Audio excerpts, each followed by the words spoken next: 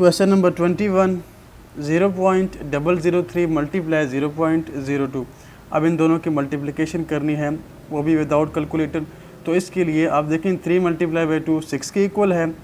और जब मल्टीप्लिकेशन करेंगे तो जितने भी ज़ीरोस डेसिमल पॉइंट के राइट साइड पे हैं, डेसिमल पॉइंट के बाद हैं, वो सिंपल आंसर में ऐड हो जाएंगे। यानी फर्स्ट नंबर में आप देखें तो डेसिमल पॉइंट के बाद 2 ज़ीरो हैं और सेकंड नंबर पे डेसिमल पॉइंट के बाद 1 ज़ीरो है, तो आंसर में 3 ज़ीरोज़ आएंगे, यानी कि 0.0006। So correct option here is option B. Question 22, 2.457 multiply 10,000।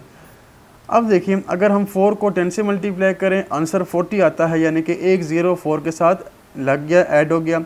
70 को 10 से मल्टीप्लाई करें तो 700 आएगा, यानी कि एक और ज़ीरो ऐड हो गया।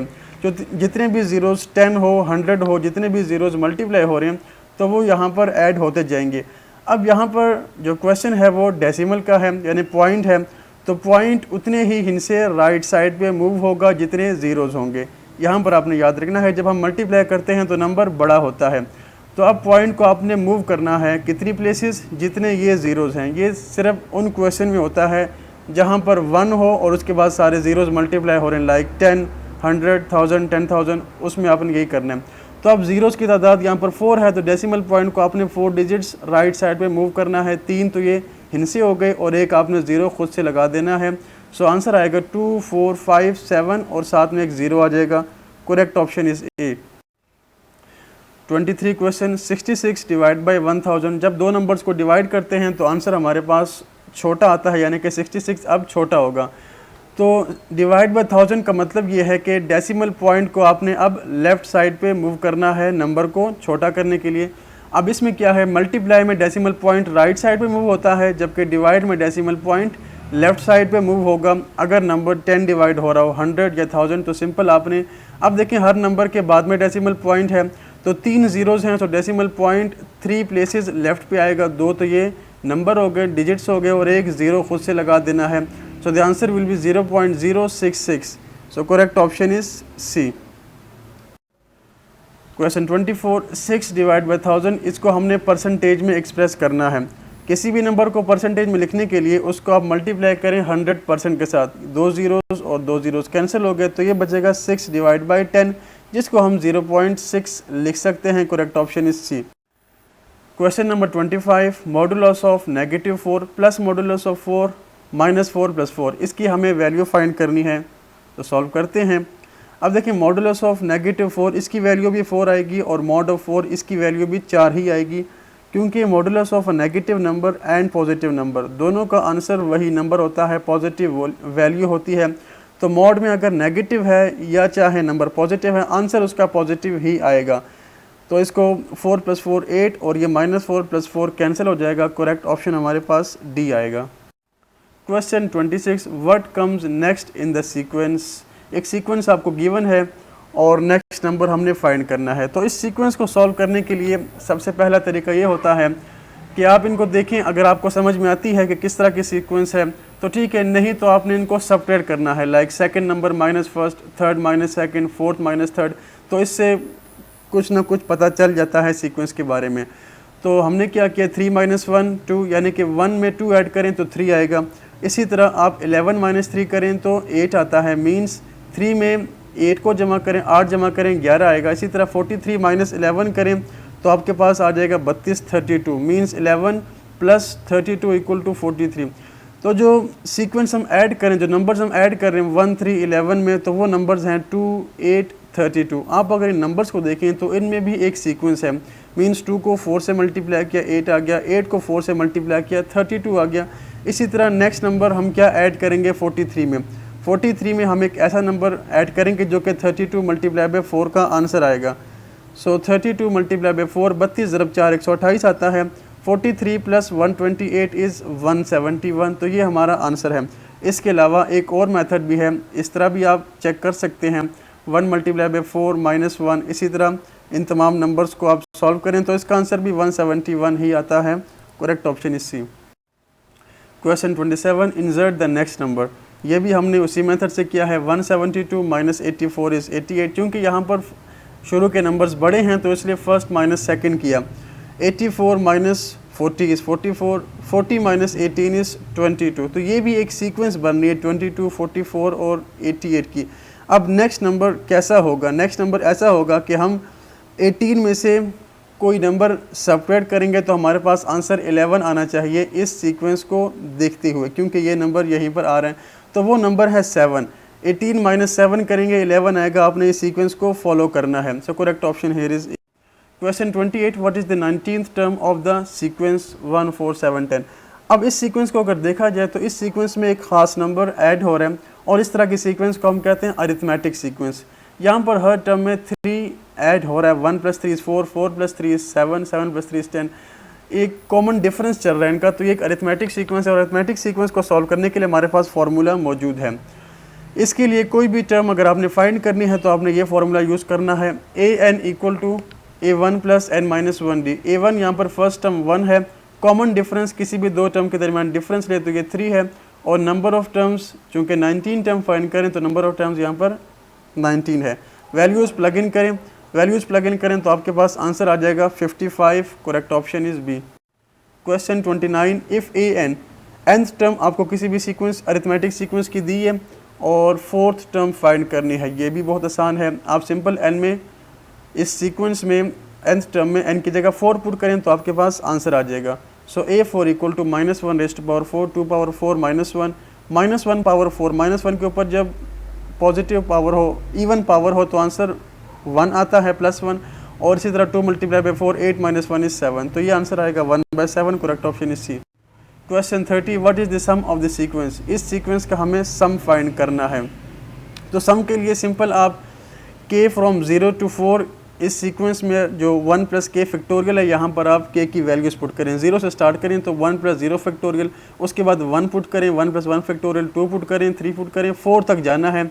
इस इक्वल का मतलब है जो आपके पास ई लिखा है इसका मतलब है समेशन, यानी कि आपने सम करना है इसको। कहाँ से? k की वैल्यू 0 से स्टार्ट करनी है और 4 तक जाना है।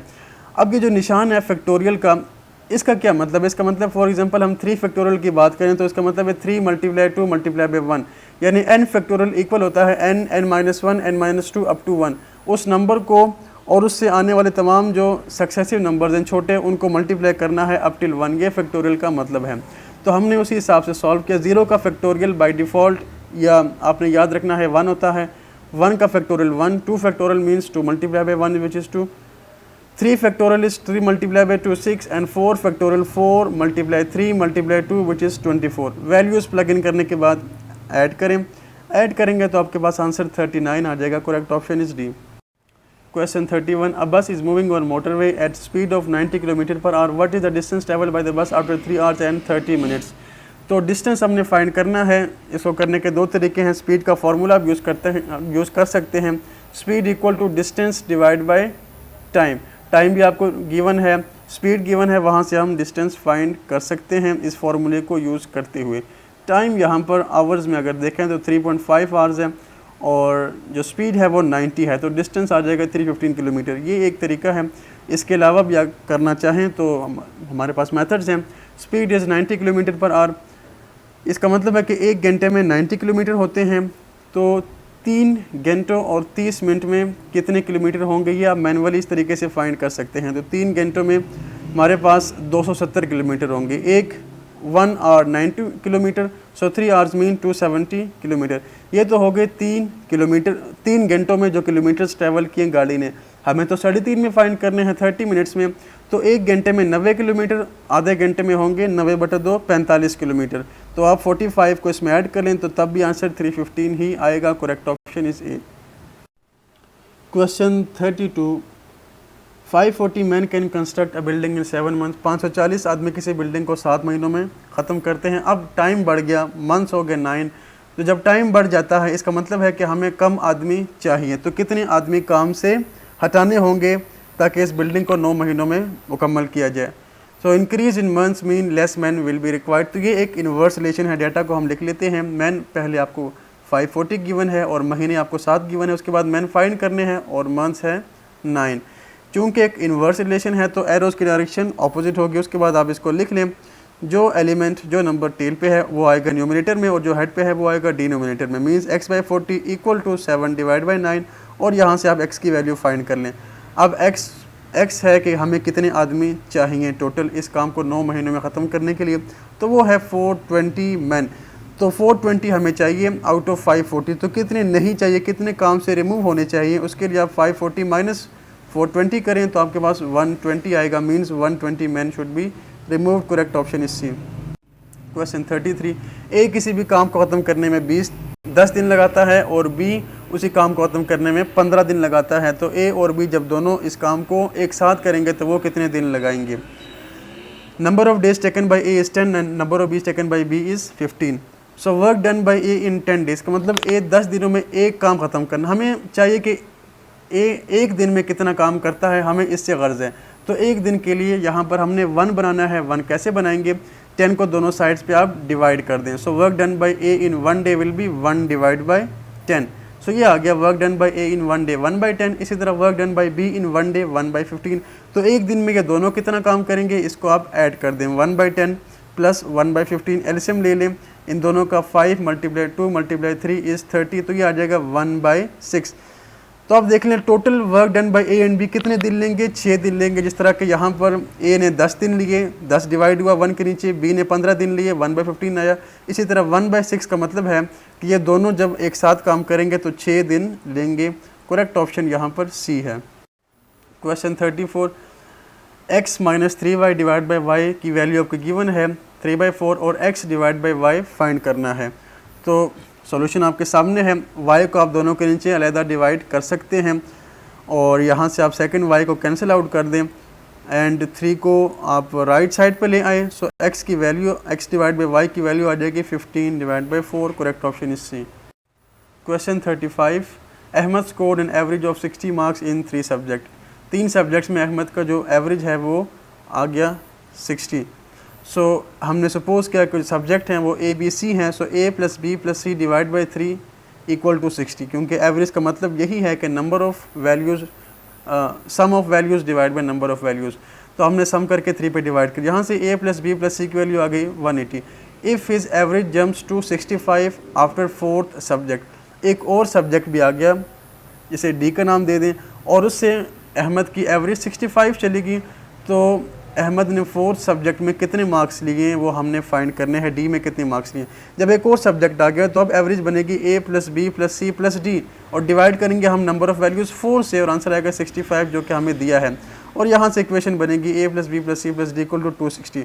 हमें डी फाइंड करना है और हमें A plus B plus C की वैल्यू गिवन है, तो आप इस एक्सप्रेशन में 180 पुट कर दें ए प्लस बी प्लस सी की जगह, तो आपके पास डी की वैल्यू आ जाएगी सिंपल जो कि है 80, यानी कि अहमद ने 4th सब्जेक्ट में 80 मार्क्स लिए। Correct option is A.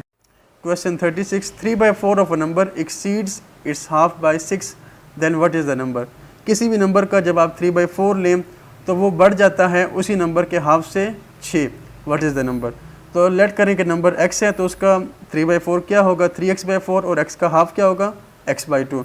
So expression या इक्वेशन कुछ यूँ आएगी 3x/4, चूँकि एक्सीड कर जाता है तो हम माइनस करेंगे x/2 से और आंसर आएगा 6, क्योंकि आपको गिवन है 3/4 ऑफ अ नंबर एक्सीड, इसका मतलब बढ़ जाता है, तो हम इसमें से x/2 को माइनस करेंगे और आंसर 6 आएगा क्योंकि ये 6 नंबर बढ़ जाता है।